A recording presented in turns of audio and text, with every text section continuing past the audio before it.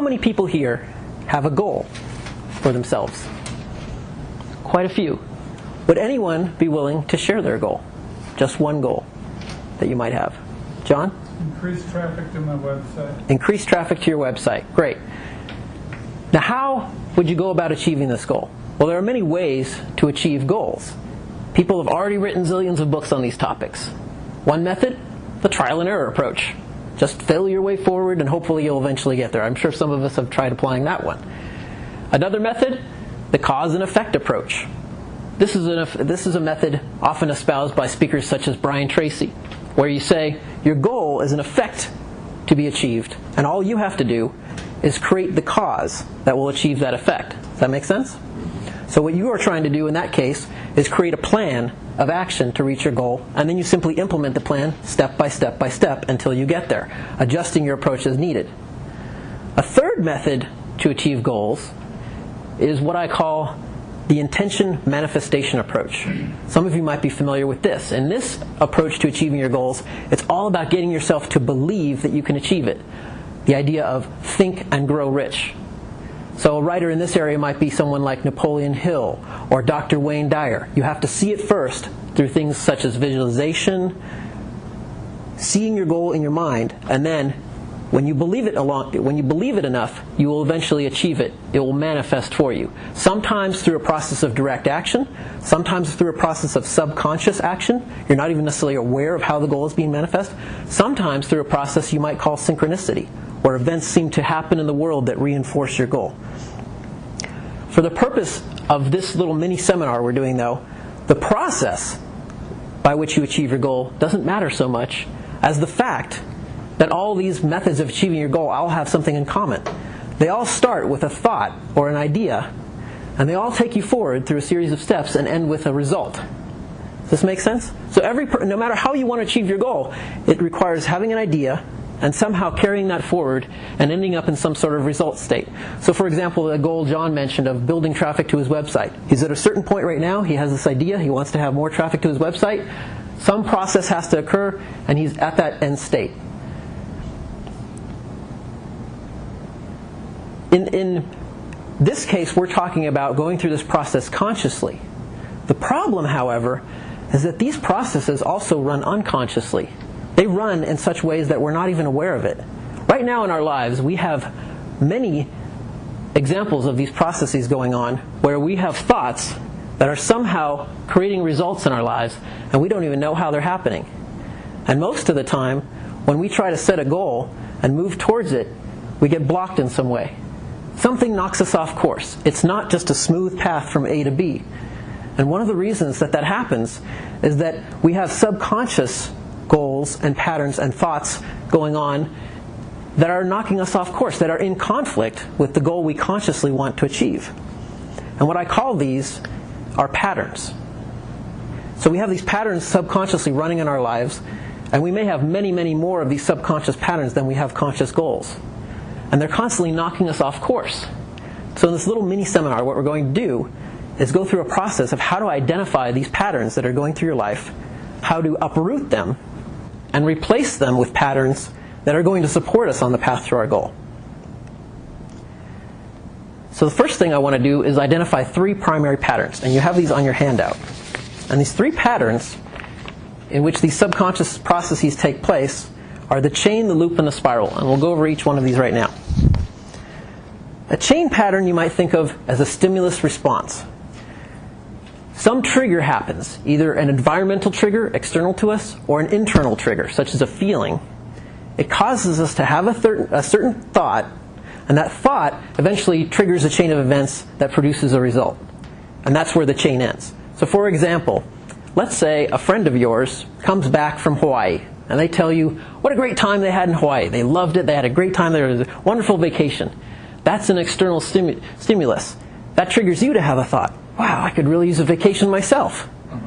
So you think that thought then may lead to a chain of events, could lead to maybe some synchronicities happening. You get a flyer in the mail for a travel agency that's having a special on a trip to Hawaii. Maybe it's you decide and make this detailed plan of action to get yourself to go to Hawaii, but somehow you end up taking that vacation to Hawaii, and then you return from your trip, and that's where the chain ends. Another way this could happen is it's simply an internally triggered chain. You just have this feeling of being run down, and you think, I could really use a vacation right now. And that gets you thinking, maybe I should actually take a vacation. And soon you have this chain of events that leads you to take the vacation, you get the result. A very simple stimulus response pattern. I'm sure we've all seen this happen in our lives.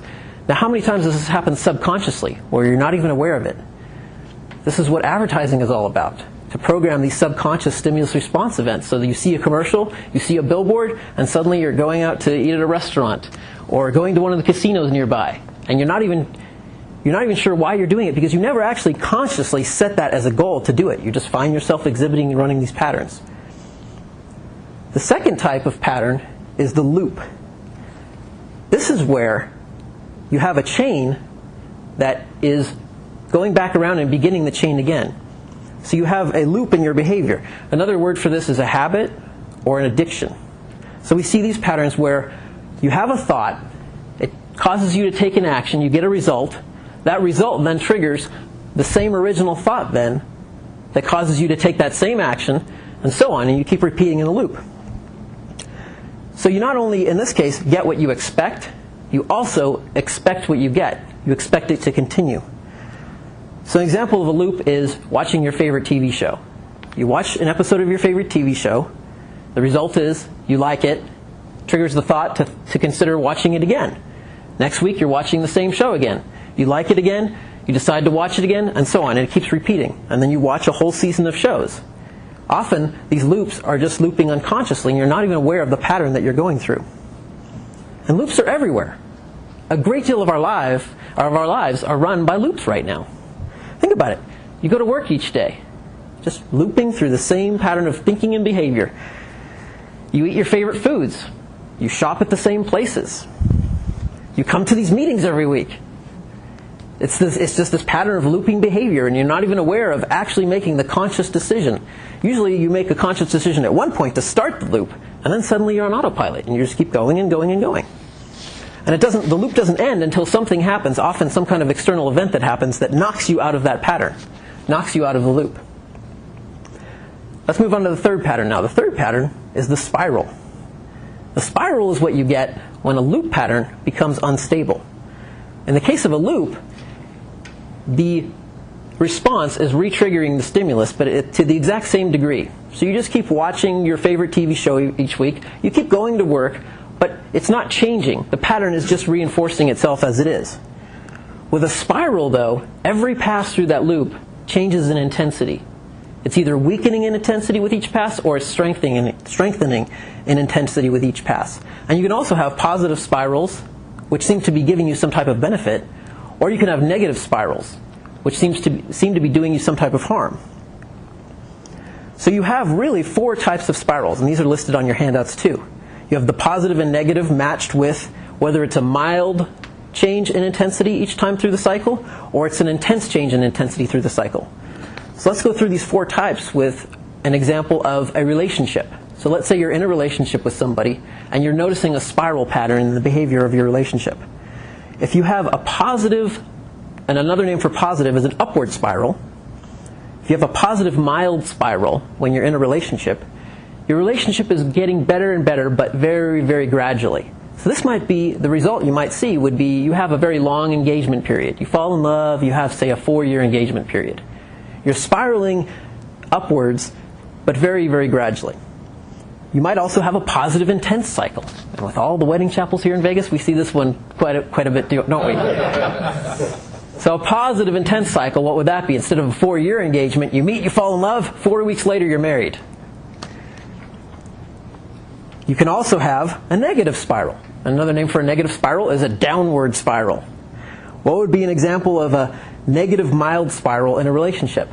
A slow decline towards breakup over a period of years. The relationship gradually getting worse and worse.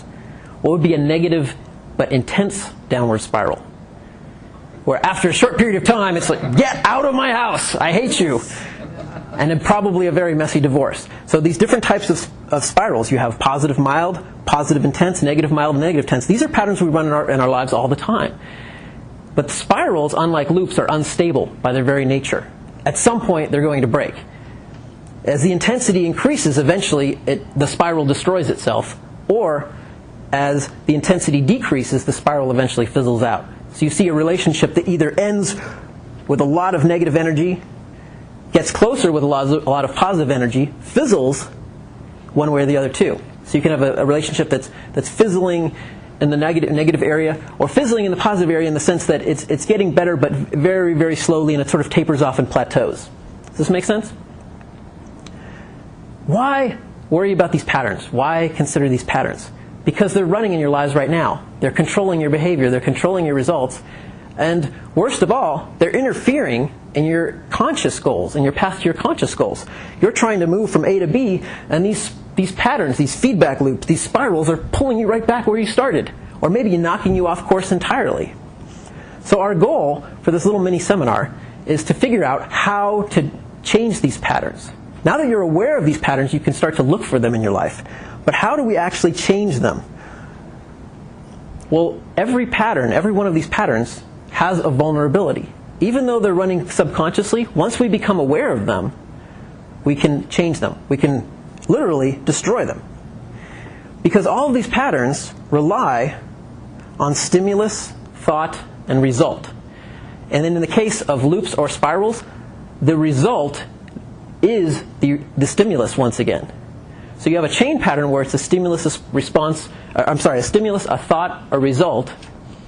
In the loop pattern, you get a stimulus, a stimulus, a thought, a result, which then becomes another stimulus to the same thought, to the same result, and back again. And the spiral pattern is very similar to the loop pattern, except the intensity is changing each time through the cycle. But the vulnerabilities are at those 3 points. At the point of the stimulus, at the point of the thought, or at the point of the result. So the way to break the pattern is to attack one of those 3 points, to actually break it. How would you break the stimulus? As an example, and this may be somewhat severe, if you're in a pattern you don't want to be in, such as a chain pattern, the way you would, let's say you're in a relationship and your spouse is constantly pushing your buttons and they're making you angry. Well, one way to break the stimulus is to dump the person.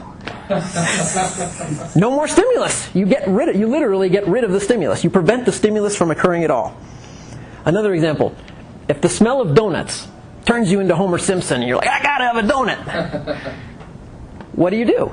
Prevent donuts from appearing anywhere in your reality. Don't allow donuts into your house. Don't allow donuts into your workplace. Just keep donuts away from me. And you see people trying this approach to break addictions, for example. Just keep that away from me. I don't want to see it. How would you break the thought? Let's say you can't break the stimulus. Now you're working on the thought. The stimulus has occurred. But now you have to prevent it from creating the thought that's going to lead you forward in that chain, or in that loop, or in that spiral. As an example, one of my favorite examples of how to break this pattern is there was a Las Vegas pit boss I read about years ago, and he wanted to quit smoking, but he tried everything and just couldn't quit smoking. Because everything in his environment was reinforcing the pattern of smoking. So here's what he did. He took out a billboard near the strip, put his picture on it, really large picture of him, and the caption read, "If you see me smoking, I'll pay you $100,000. Now what did that do? Did that change the stimulus to start smoking? No, he still had the craving to start smoking. But what it did do is it changed the thought. Because now instead of thinking, I'm going to go have a cigarette, he's thinking, if I have a cigarette and somebody sees me, I'm out $100,000. Change the thought. And that thought breaks the pattern. Now he's not going to go smoke. Now he's not going to proceed forward to that result. Does this make sense? So that's one way of breaking the thought. Another way to break the thought, promise other people that you're going to do something. Promise other people that you're going to make the change. Now, if you don't make the change and you'd have a tendency to procrastinate, instead of thinking, oh, I don't really care, I don't really need to do it, I can just be lazy. Now instead you're thinking, well, if I'm lazy, I'm going to disappoint a lot of people and then I'm going to be embarrassed. So there's another way to do it. Promise other people. It will break the thought so that now you've changed the thought, you've morphed it, you've introduced another side thought. It's not the same thought anymore. So it's not going to continue the same pattern. And the third place to break the pattern is to break the result itself. Let's say you have a chocolate addiction. And so you think about having chocolate. And oh, chocolate, I love chocolate. And pretty soon you're eating some chocolate. And you have chocolate in your house, of course. And so you think about chocolate, you eat chocolate. It tastes good, feels good. Then you later on think about having more chocolate, and so on. So you're in this cycle, this looping pattern. One way to break the result is to buy chocolate you don't like. Fill your house with chocolate that doesn't taste good to you. Maybe some kind of unsweetened chocolate. So then every time you have this thought to eat chocolate, you eat chocolate that tastes bad. So you've broken the result. The result is no longer pleasurable. Does this make sense? There are many ways to break these patterns. And just to make this more clear, we're going to go through an example. So I'm going to have you help me, and we're going to go through an example together. So here's our problem. Let's say Maureen has this problem where she's constantly overspending on credit cards because she just loves clothes and she just wants to keep buying more high-priced clothes. And she's deeply in debt and she's sinking further into debt. And she wants to break that pattern of behavior. It's a subconscious cycle she keeps running through. She's not even consciously deciding to do that, but this pattern keeps running in her life. And it's a downward spiral that may eventually lead to bankruptcy. So we have to save Maureen from this. So how are we going to do it? Well, we have three ways we can break it. We can break the stimulus, we can break the thought, or we can break the result. So let's start with the stimulus. The stimulus is that she's out shopping and she sees these new clothes, these new expensive clothes that she just has to have. How could we break the stimulus? How could we break that stimulus? Anyone? Don't take her shopping. Don't take her shopping. Exactly. Don't go to the store. Stay away. Keep it away. Prevent that stimulus from ever happening.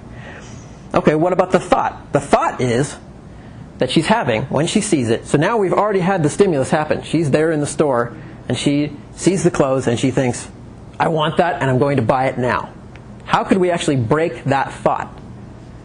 Anyone? She promised her new husband, John, that she won't ever shop again for high-priced clothes or use the credit cards to do that. Mm-hmm. Make a promise to somebody else. So now if she breaks it, she's thinking, oh, guilt, guilt, guilt, if I do this.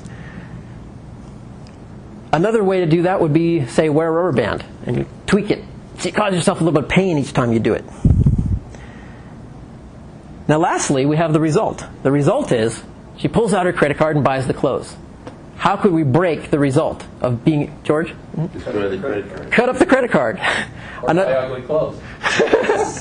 Or buy ugly clothes, exactly. So you break the result. It's not as rewarding anymore. Or tape your credit card balance to your credit card. So you're looking at it when you pull out the card. There's another milder way. Wouldn't stop. Give me your credit card. So the idea of breaking these patterns we can break the stimulus, we can break the thought, we can break the result. But ideally, let's try breaking all three together. Because patterns tend to be very strongly established. And most people honestly use too little energy when trying to break these patterns. Sometimes you might try to attack just the stimulus and it doesn't quite work. Your solution just sort of fizzles. Or you might try just attacking the thought or just the result and it's not quite enough. So we have this military analogy of overwhelming force. We don't want to just change these patterns. We want to destroy them. We want to annihilate them. We want to just knock them out of existence. So we advance on all three fronts simultaneously. We break the stimulus, we break the thought, and we break the result. So in the credit card example, we would do all of those things together at the same time. Now, even if two of them fail, if the third one works, the pattern is broken. The pattern will not continue. So we just increase our odds of success. Now, once we've broken that pattern, we need to condition a new pattern. Why? Well, for one reason, patterns exist because they fill a need. So, for example, if you have a pattern of smoking, maybe the need it's filling is that it relaxes you. And that's a good need to have filled. And if we eliminate that pattern, now we have this void. And a new pattern is going to be conditioned to take its place. And if we don't fill it consciously, somebody else is going to do it for us. Advertising, society, our family, the people we're with, our work environment, something will just be conditioned into us automatically because we have a need that has to be filled. There's a void there. So to condition a new pattern, you basically go through the exact same process. You set up, except now you're doing it positively instead of negatively. You set up a stimulus, you set up a thought, and you set up a result that perhaps you want it to loop, you want it to spiral, or you just want it to be a chain event where it's triggered by something. But now you're the one who can decide how to do this. Let me take you through a personal example of how I had to do this to make a big change in my life, of how I went through this process of breaking the old stimulus, thought, result pattern and conditioning in a new stimulus, thought, result pattern. And that was last year when I decided I wanted to make a change in my career. I wanted to stop working in the computer game industry, and I wanted to move over to working on writing and speaking in the field of personal development. So of course, what did I do first? I set a goal to do it. I made a plan of action. And I also focused on the intention manifestation process. I started visualizing what I wanted. And you know what happened? Months later, nothing! I was still working on games. I was still developing games. Why? Because at the same time I was working on those things consciously, still the bulk of my thoughts were those old chains and loops and spirals that I'd established over the past decade of working in the game industry. They were very strong patterns. The pattern of how I spent my time, the people I associated with, the thoughts that went through my head, the type of projects I decided to work on, the way I viewed reality, all of this stuff was simply reinforcing the old identity. And so as soon as I started making a few steps forward, those old patterns would start circulating even more strongly, and I was sucked right back to the old way again. So after a few months of that, I realized working on this goal directly is not going to work. I'm not getting anywhere. So what I did is, instead of attacking the problem itself, I attacked the resistance to the problem. In other words, I attacked those chains and those loops and those spirals that were keeping me where I was. So for example, some specific things I did were I went through my home office and I took all the game programming books off my bookshelf and I stuffed them in the garage, and I replaced them with books on personal development and books on speaking and books on writing. And if I didn't have enough books for it, which I didn't, I just left an empty bookshelf to make room for those to come in. I stopped reading books on game development. I stopped going to game development seminars. I started going to speaker seminars and speaking workshops. I stopped accepting invitations to speak at game development events. I changed my computer desktop. I run Microsoft Windows, so I changed the desktop where all the icons were set to run game development software. I deleted all those and I replaced them with icons to run like text editors and things I would use for speaking. So now, whenever I looked at my Windows desktop, it was no longer a stimulus to work on games. In my web browser, I deleted all the bookmarks that I had, or all the favorites I had for game development websites. They were all gone, and I replaced them all with links to websites on personal development and speaking. So every time I ran my web browser, now it was a stimulus for a different line of thinking, therefore a different result. I quit my membership in trade associations. I quit my membership in the Association of Shareware Professionals. I quit my membership in the International Game Developers Association. I joined Toastmasters and started coming to Toastmasters meetings. I had a shelf with some gaming industry awards. I cleared it off and put all those in the closet, took them out of view, and made space for speaking awards. And now I've got a shelf full of a few speaking trophies from speech contests. What does that do? It reinforces my identity as a speaker instead of as a game developer. I was running a popular game discussion forum on my website. I turned the whole thing over to someone else for free so that they could run it on their website. So now I no longer had to support it. I was the administrator of that site. I stopped hanging out with game developers. And I started hanging out with people who were doing speaking or writing or somehow working in the field of personal development. I changed the people I associated with. In fact, shortly before this, I moved from Los Angeles to Las Vegas. And when I came here, instead of building relationships in the game development community, I built relationships in Toastmasters and with other people working on writing or speaking or personal development. Are you seeing where this is going? It's how I just completely altered my environment to destroy all those old patterns, just wipe them out one by one. I also told people I was making this change. I discussed it with my wife. I got her on board. I got her to commit to it and agree to it. And I said, stop thinking of me as a game developer. Don't even mention games at all. Forget it. Don't talk to me about games. I don't want to know anything about it. I said, talk to me only about personal development or writing or speaking. And she was okay with that. She agreed. I set aside time each day for writing. I launched a new personal development website. So here I'm starting a new pattern. And all I had was just a few pages and one article. That was it. But it created a new stimulus to start working on, to have a new line of thinking and new results. And what all this did is it changed the soil that I was planting my seeds in. So that now, when I started doing the cause and effect approach and the intention manifestation approach to reach my goals, now I barely even needed to do that.